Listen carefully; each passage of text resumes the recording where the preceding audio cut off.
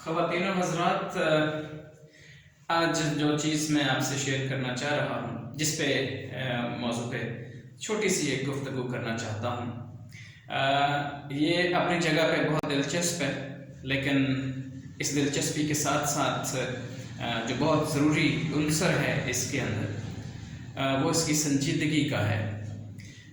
ये एक ऐसी बात है जिसमें से जो भी लोग पढ़े लिखे हमारे इर्द गिर्द मौजूद हैं और पिछले कोई 50-60 सालों से स्कूल्स में से गुज़रे हैं, उन्होंने कुछ कहानियाँ पढ़ी हैं।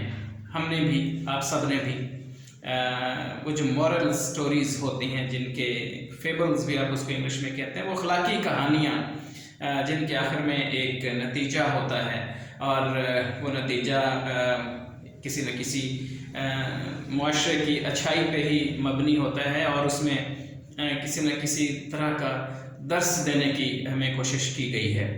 और लिखने वाले का भी मतमा नज़र ये होता है कि इससे हमें या हमारे बच्चों को उनकी ज़िंदगी में आगे चल के कुछ ऐसे अखलाकी उनकी परवरिश और उनकी ट्रेनिंग और उनकी ग्रूमिंग कर दी जाए जो उनके हमेशा काम आती रहे।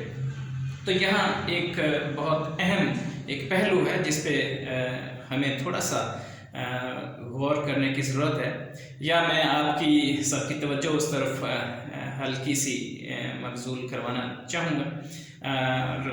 ये एक सोचने का काम है। हम देखते हैं कि ये जो कहानियाँ हैं हम पढ़ते चले आ रहे हैं, उनमें से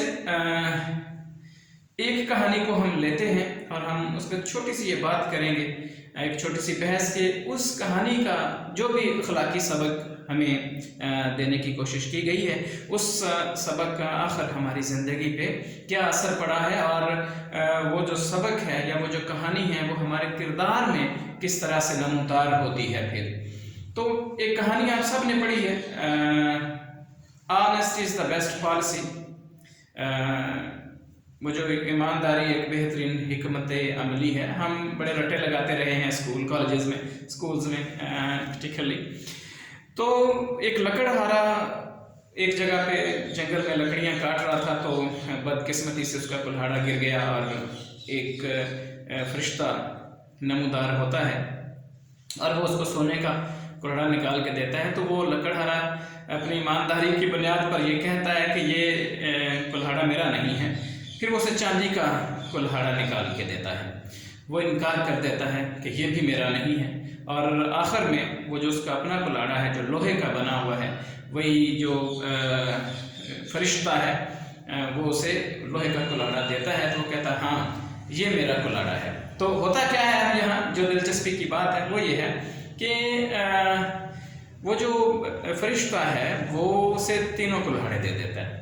वो सोने वाला और चांदी वाला भी इनाम के तौर पे उसे दे देता है। अब ज़रा यहाँ पे गौर कीजिएगा, ये इनाम किस बात का उसे दिया जा रहा है? ये उसकी ईमानदारी का, ऑनेस्टी का उसे इनाम दिया जा रहा है। और इनाम किस सूरत में दिया जा रहा है? एक दुनियावी एक चीज़ से, एक दौलत से, क्योंकि ज़ाहिर है सोना और चांदी तो बेशक कुल्हाड़े की सूरत में मौजूद है, तो सोना और चांदी जिस भी सूरत में मौजूद हो ये दौलत है। तो उसे फौरी तौर पे उसने जो एक ईमानदारी का इजहार किया है उसके सिले में उसे ये दोनों कुल्हाड़े भी उस फरिश्ते ने दे दिए हैं। और ये साहब जो हैं लकड़हारा साहब, अब ये वो दोनों कुल्हाड़े लेके चल पड़े हैं। अभी थोड़ी देर पहले ये इनकारी थे, तो अभी ये लेके चले गए हैं वो दोनों कुल्हाड़े लेके। अब सवाल यहाँ ये है छोटा सा, जो हमारी अकल और समझ से बाहर है, वो ये है कि ये जो ईमानदारी है, पहली बात तो ये कि क्या ये हमारी इस ज़ात का और हमारे उस किरदार का जो हमने बाहर दुनिया के साथ इंटरेक्शन में हम रखते हैं, हमारे प्रोफेशनल लाइफ में, हमारी ज़ाती ज़िंदगी में, हमारी घरेलू ज़िंदगी में, जहाँ कहीं भी और जितने भी इसके शोबे हैं ज़िंदगी के, सोसाइटी के अंदर हम उनसे इंटरेक्ट करते रहते हैं, क्या ये ईमानदारी उस ज़ात का एक ज़रूरी हिस्सा नहीं है? ये बिल्कुल ऐसे ही नहीं है कि जैसे سانس لینا زندہ رہنے کے لیے ضروری ہے، تو کسی بھی کیریکٹر، کسی بھی انسان کا جو کردار جسے ہم کہتے ہیں، اب ایک یہاں پہ پرابلم اور بھی ہے کہ جو کردار ہے نا، ہم جیسے جو ایک الجھی ہوئی سی مذہبی قسم کے معاشرے ہوتے ہیں، ان میں کردار کی جب بات آتی ہے تو ایک اچھا کردار وہ ہمیں ایک بارش آدمی اور ایک سر سے پاؤں تک پردوں میں اور برقعوں میں لپٹی ہوئی خاتون کی صورت میں ہی ہمیشہ سامنے رکھا گیا ہے یا اسی کی طرف دماغ جاتا ہے۔ کردار جو اصل میں ہونا چاہیے وہ یہی ہے کہ آپ اپنی معاملات میں جو دوسروں کے ساتھ کر رہے ہیں، یہ معاملات گھر سے شروع ہوتے ہیں، آپ کے اپنوں سے شروع ہوتے ہیں، اور باہر آپ کی گلی میں، اور پھر آپ کے محلے میں، اور پھر آپ کے شہر میں، اور پھر آپ پوری دنیا کے ساتھ جب آپ ان معاملات کو لے کے آگے بڑھتے ہیں تو ان سب میں وہ جو ایمانداری کا ایک تقاضا ہے وہ آپ کی ذات کے لیے اتنا ہی ضروری ہے جتنا ایک سانس لینا آپ کے لیے ضروری ہے۔ تو اس کا پھر فرق یا اس کا نتیجہ کیا نکلا؟ اگر تو ہم یہ کہیں کہ جی چلو ٹھیک ہے، آپ میں سے کچھ لوگ مجھے یہ کہہ سکتے ہیں کہ جی آپ کو کیا تکلیف ہے اگر وہ 2 کلاڑے لے گیا ہے، تو اس میں مجھے تھوڑی سی تکلیف ہے۔ وہ یہ ہے کہ پہلی بات تو یہ کہ جو ابھی ایک بندہ ایمانداری شو کر رہا تھا، آپ نے اسے 2 کلاڑے زبردستی دے کے، پہلی بات تو یہ کہ اس کی ایمانداری پہ ایک حملہ کیا ہے۔ ایک بندہ، اس کی جو انوسینس ہے، آپ نے اس کو مجروح کیا ہے، اور اسے آپ نے اب اس بات پہ لگا دیا ہے کہ اگر کبھی وہ ایمانداری زندگی میں کہیں بھی وہ دکھائے گا تو پھر فوری نتیجے کے طور پہ اسے کچھ اس طرح کا انعام دیا جائے گا، اور وہی ہو رہا ہے ہمارے ساتھ۔ ہم میں سے ہر شخص، حالانکہ اس کی یہ ذاتی اور بنیادی ذمہ داری ہے کہ وہ اپنے اس کام کو، جو بھی کام اس کے ذمہ اس سوسائٹی میں لگا ہوا ہے، اس کو وہ پوری ایمانداری کے ساتھ انجام دے گا۔ ایک سادہ سی بات ہے، یہ کوئی ایکسٹرا اور ایڈیشنل آپ احسان نہیں کر رہے سوسائٹی کے اوپر، یہ تو آپ کی ذات کا حصہ ہے اور ہونی چاہیے۔ اور اگر آپ اس ایمانداری کا اظہار اور مظاہرہ نہیں کر رہے تو بنیادی طور پہ آپ جرم کے مرتکب ہو رہے ہیں۔ تو اصل میں اب پہلی بات تو یہ کہ وہاں اسے وہ 2 کلاڑے دے کے ہم نے اس کی وہ جو معصومیت تھی، اس کی جو ایمانداری، جو اس کی ذات کا پہلے حصہ تھی، اسے ٹارچر کیا ہے۔ ہم نے اسے ایک عادت ڈال دی ہے کہ اب جب کبھی بھی ایمانداری اگر اس سے سرزد ہو، اب ہونا اور سرزد ہونا میں فرق ہے، آپ بہتر اردو دان ہیں، یہ بات سمجھ سکتے ہیں۔ اب ایمانداریاں ہم سے سرزد ہوتی ہیں، ہم کرتے نہیں ہیں۔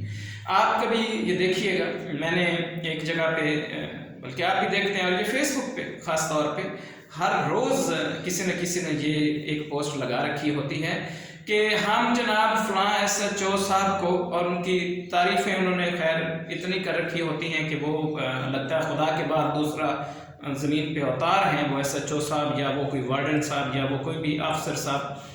تو یہ ہم اپنی وہ جو ایک وہی بے ایمانی کا ایک گھٹیا پن ہے، اس کے تحت ہم جب ان کی یہ پوسٹ یہاں لگاتے ہیں کہ ہم ان کی جناب کارکردگی پہ انہیں مبارکباد پیش کرتے ہیں، یہ اسی کا نتیجہ ہے۔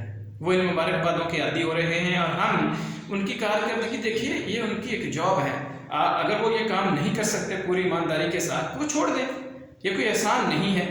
یہ پورا ایک جسٹ ایک چھوٹی سی مثال ہے، یہ پوری کی پوری معاشرے میں یہ سب کچھ پھیلا ہوا ہے۔ ایون ہمارے استاد، جہاں جس اسکول سے میں پڑھا ہوں، وہاں ایک استاد محترم تھے، اور استاد کا چونکہ ہم احترام کرتے ہیں تو احترام سر آنکھوں پر، لیکن پریکٹیکلی اسپیکنگ جب آپ اس کی بات کریں گے کیریکٹر بلڈنگ کی، اور مختلف اعمال اور مختلف وہ کام جو ہمارے ارد گرد سرزد ہو رہے ہیں، یا وہ طریقہ کار جس کے ذریعے سے ہم کسی کی ایمانداری یا اس کے کردار کی ہم نشو و نما کر رہے ہیں اسکولوں میں، تو وہ صاحب جو تھے، وہ استاد محترم، ان کے وہ جتنے بھی بچے تھے ان کی کلاس میں، تو وہ سارے کے سارے پاس ہوتے تھے، کیونکہ وہ ان کو کچھ ایکسٹرا ٹیوشنز دیتے رہتے تھے، زبردستی اسکول کے ٹائم سے پہلے منگوا لیتے تھے، اور 1 گھنٹہ بعد میں چھٹی کرتے تھے۔ اب بظاہر یہ ہمارے ہاں اس طرح کے سادہ سے والدین کے لیے، یا اس طرح کے، میں یہ سمجھتا ہوں کہ اس طرح کی عقل کے اساتذہ، میں دوبارہ یہ کہوں گا کہ میرا مقصد اور مطلب ہرگز یہ نہیں ہے کہ میں ان کے لیے کسی طرح کے کوئی غلط یہ نظریات رکھتا ہوں، یا ان کے عزت میں کسی بھی طرح کی کمی مجھے گوارا ہے، ایسا نہیں ہے۔ لیکن یہ بات ہم کیریکٹر بلڈنگ کی جب کرتے ہیں، تو اب وہ سب کرتے کیا ہیں کہ جب وہ سارے کے سارے ان کے طلباء جو ہیں پاس ہو جاتے ہیں تو ہر ایک کے ذمہ رول نمبر وائز ڈیوٹی لگی ہوئی ہے کہ ایک دن on every date according to the roll number وہ مٹھائی آدھا کلو کا ایک ڈبہ لائیں گے. تو وہ سب روزانہ مٹھائی گھر لے کے جاتے تھے. یہ جو ریوارڈ ہے نا اس محنت کا وہ ایون وہاں بھی ہے. یہ بالکل وہی بات ہے. آپ اسے کلاڑا دے دیں یا آپ ایک آدھا کلو مٹھائی کا ڈبہ دے دیں ایک استاد کو. اب ہم عجیب لوگ ہیں چونکہ میں نے پہلے ہی کہا کہ ہمیں الجھی ہوئی سوسائٹی ہے. بالکل سیدھی بات علم کی بات ہم جان بوجھ کے جب سنتے نہیں ہیں تو اسے ہم اپنے جذبات کے کھو کھاتے میں ڈال کے اس کے خلاف کھڑے ہو جاتے ہیں کہ نہیں استاد کو حق پہنچتا ہے. حق نہیں پہنچتا کسی بھی طرح سے. اگر وہ واقعی ایک جینون اور اندر سے وہ واقعی استاد ہے جسے استاد کہتے ہیں. ویسے استاد میں بھی رہا تھوڑی دیر ایک یونیورسٹی میں پڑھاتا رہا اور میں تو ایمانداری سے ان کو یہ کہا کرتا تھا کہ یار آپ سے بدقسمت اور لوگ کیا ہو سکتے ہیں کہ میرے جیسا بندہ آپ کے سامنے استاد بنا کے کھڑا کر دیا ہے. اب یہ صدقہ ہے اس پرائیویٹ مافیا کا. میں اس ایجوکیشن پرائیویٹ کو ایک مافیا کہتا ہوں. میرے پاس اس کی کئی وجوہات ہیں. یہ ایک میری ذاتی رائے ہے کہ یہ ایک مافیا ہے جس نے بیڑا غرق کر دیا ملک کا. اور اس طرح کے اداروں سے جو کردار سازی اور یہ وہ خیر وہ تو دھوپ میں ڈال دینا آپ بات کہ کچھ ایسا ہوگا. یہ ان کی اب مثال لے لیں. یہ جو موٹر سائیکلز اور یہ جو کاریں بانٹتے ہیں ہاتھ ملاتے ہوئے کسی اسٹوڈنٹ کے ساتھ کہ جی ہمارا وہ اول آیا ہے, یہ بالکل وہی مثال ہے.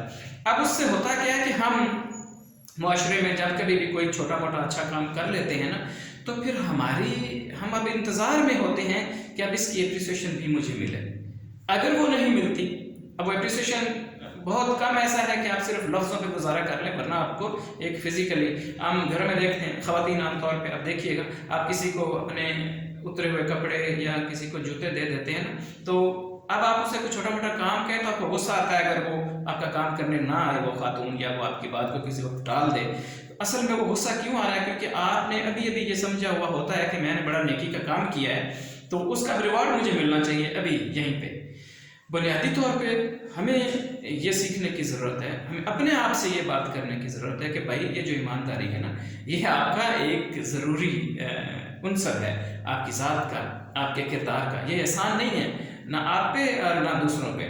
اگر آپ اس کا اظہار کر رہے ہیں تو آپ اپنے ایک پورے کردار کا اظہار کر رہے ہیں اور آپ سے وہ اس کا ایک لازمی سلیبس ہے آپ کی ذات کا کہ آپ کوئی بھی کام کوئی بھی بات آپ پوری ایمانداری سے کریں. اس کا کوئی ریوارڈ نہیں ہے. اور یہ دیکھیں میں آپ کو بار بار چھوٹی چھوٹی مثالوں سے صرف یہ شیئر کرنے کی یہ کوشش کر رہا ہوں کہ سوسائٹی میں پھر اس کا اس طرح کی کہانیوں کے بعد کا نتیجہ کیا نکل رہا ہے. ایک پولیٹیشین ہے سیاستدان وہ کیا کرتا ہے ایک چھوٹی سی گندی سی نالی وہ جو گندی رہتی ہے ٹوٹی ہوئی رہتی ہے لیکن اس کے اوپر اس کو اتنا بڑا افتتاح کی ایک تختی لگی ہوتی ہے اور نیچے وہ سارے جو اب ان کے لیے لفظ خیر یہاں غیر ضروری ہو جائے گا آپ سب وہ سمجھتے ہی ہیں ان کی ایک لمبی لسٹ لگی ہوتی ہے لیکن نالی ٹوٹی کی ٹوٹی ہوتی ہے. ان سب کو بھی وہ لگوانے کی مینس کیش کروانا.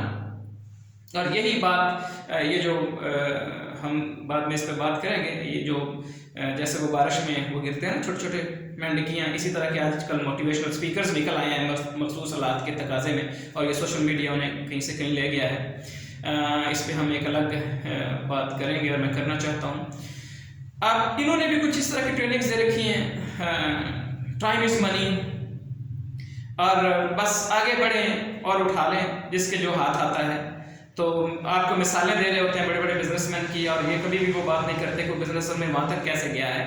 بس وہ ایک طرف بتاتے ہیں کہ ریڈی سے شروع کیا تو آج امپائر بنائے بیٹھے ہیں. درمیان میں وہ نہیں بتاتے کہ وہ کون سا ملک ریاض ہے وہ کس طرح سے اصل میں اس نے پریکٹیکلی کیونکہ ان کا کھانا ہے چلو کم از کم یہ ان کی مہربانی ہے کہ جن کا کھاتے ہیں ان کی تعریف تو کرتے ہی رہتے ہیں. تو اسی طرح سے نعت خوان ہیں مذہب کے ساتھ پلے کر رہے ہیں پیسے لے کے آتے ہیں. اسی طرح سے آپ کے وائز ہیں اسی طرح سے آپ کے ہر مذہب کے حوالے سے آپ جانتے ہیں آپ سب کیا ان کو کرائے پہ لاتے ہیں. اب تو ایون ہمارے یہاں موسٹ ریسپیکٹڈ ریجنز اور آل موسٹ ریسپیکٹڈ پیٹنے کے لیے محرم میں پوری کی پوری پارٹیز ہیں. میرا اپنا دوست ہے وہ ویگن پوری سال مہینے کے لیے وہ ہائر کر لیتا ہے اور اس کے اوپر پھر 10 15 20 عورتیں اور مرد وہ جہاں مجلس ہوتی ہے وہ وہاں پیسے لے کے ان کو وہ پیٹنے کے لیے لوگ پرووائڈ کرتا ہے. تو پھر ہم یہ کرتے ہیں یہ اسی کا نتیجہ ہے اصل میں کہ آپ زندگی اور اس کے معاملات کو جب ان کے ساتھ खेलना शुरू कर देते हैं। तो फिर मज़हब हो, फिर सियासत हो, फिर आपकी इकोनॉमिक्स हो, फिर आपकी एजुकेशन हो, आप सबके साथ प्ले करते हैं। तो ये जो कहानियाँ हम पीछे से पढ़ के आ गए हैं, मैं ये समझता हूँ कि ये कहानियाँ हमें पढ़ाई नहीं गई, ये कहानियाँ हमें डाली गई हैं। इनका एक बुरा नतीजा है जिसे आज हम भुगत रहे हैं। और उसी के मुताबिक जब ये सोसाइटी शेप अप हो जाती है तो फिर उसमें आप कहीं भी जाके देख लें कि आपको कोई भी काम अपनी उस ईमानदारी से, कोई भी अफसर, वो बैंक हो, वो ये अभी मैंने असातिज़ा की बात कर दी, वो पुलिस हो, कोई भी डिपार्टमेंट ऐसा है जहाँ पे कोई बंदा उसे अपना ड्यूटी समझ के कर रहा हो, नहीं कर रहा। उसकी वजह ही यही है कि आपने जब बुनियाद उनको डाली है पीछे, असल में वहाँ ही उसी का ये रिजल्ट है। वो बुनियाद ही गलत है और वो हमें एक गलत समत में ले गई है।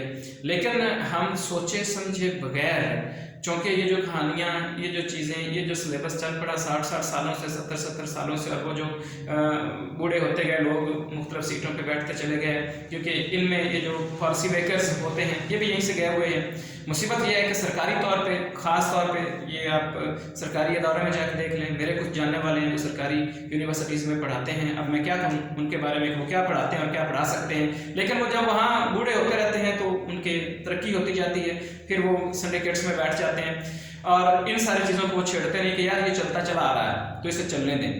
तो बुनियादी तौर पे जब भी आपने तरक्की करनी है, ये तरक्की का नाम क्या है? इंडिपेंडेंस। और ये इंडिपेंडेंस क्या है? ये प्योर एक इंडिपेंडेंस आपको एक प्योर गवर्नेंस से आती है। वो जो डेमोक्रेटिक सिस्टम होता है वो असल में आपको इंडिपेंडेंट करता है। लेकिन चूंकि हमारे यहाँ भी हुकूमतें की जाती हैं, क्या अब हमारी हुकूमत आ गई है और उस हुकूमत को लेने के लिए हम एड़ी चोटी का जोर लगाते हैं। जिस तरह से भी लोगों को बेवकूफ़ बनाना पड़े हम बनाते हैं ताकि बस पावर हमारे पास आए। और जब आप सिर्फ पावर सीकर्स होते हैं तो फिर आप अच्छा काम कर ही नहीं सकते। ये बहुत रेयर हो जाएगा कि आप एक सीधा और पॉजिटिव, ये नहीं कि वो करते ही नहीं, वो करना पड़ता है थोड़ा बहुत उनको, लेकिन उसके नीचे जितना बुरा काम होता है ना, वो एक छोटा सा अच्छा काम उस बुराई का बड़ी जल्दी शिकार होके ख़त्म हो जाता है मुआशरे में से। तो ये एक लंबी बहस हो गई चलते चलते। बात मुख्तसर इतनी है कि आप भी कभी बस इस कहानी पे छोटा सा एक गौर करें कि ईमानदारी का ये तकाजा है कि उसे इनाम दिया जाए फौरी, और क्या जब आप किसी को इनाम पे लगा देंगे तो वो बार बार इस इनाम के आगे चल के वो एक्सपेक्ट नहीं करने लगेगा कि अब उसने अगर कोई ठीक काम किया है तो उसे उसका इनाम दिया जाए। और फिर लफ्ज़ों से बड़ी तेज़ी से हम, एप्रिसिएशन से बड़ी तेज़ी से हम आगे निकल के फिर हम पैसों के इनाम के तलबगार हो जाते हैं, फिर हम दौलत के इनाम के तलबगार हो जाते हैं। तो अगर तो ऐसा है तो आपको भी थोड़ा सा इस पर गौर करने की ज़रूरत है, और मेरी रहनुमाई भी आप फरमाएं कि अगर आपको ये लगता है कि ये बात या ये एक पहलू, ये अंदाज इस पर सोचने का एक बनता है जिस पे हमें कुछ सोचने की ज़रूरत है, तो ये आप सबका मुझ पे भी एक एहसान होगा। मुझे आपके जवाब का और आपके कमेंट्स का इंतज़ार है, क्योंकि ये एक बड़ा नाजुक मामला है जिसे मैंने छेड़ा है। तो जितने भी पढ़े लिखे साहबान आप सब लोग इसको सुन रहे हैं, आपके एक कमेंट की मुझे अशद ज़रूरत है और उससे हो सकता है मेरी भी रहनुमाई हो सके। बहुत शुक्रिया।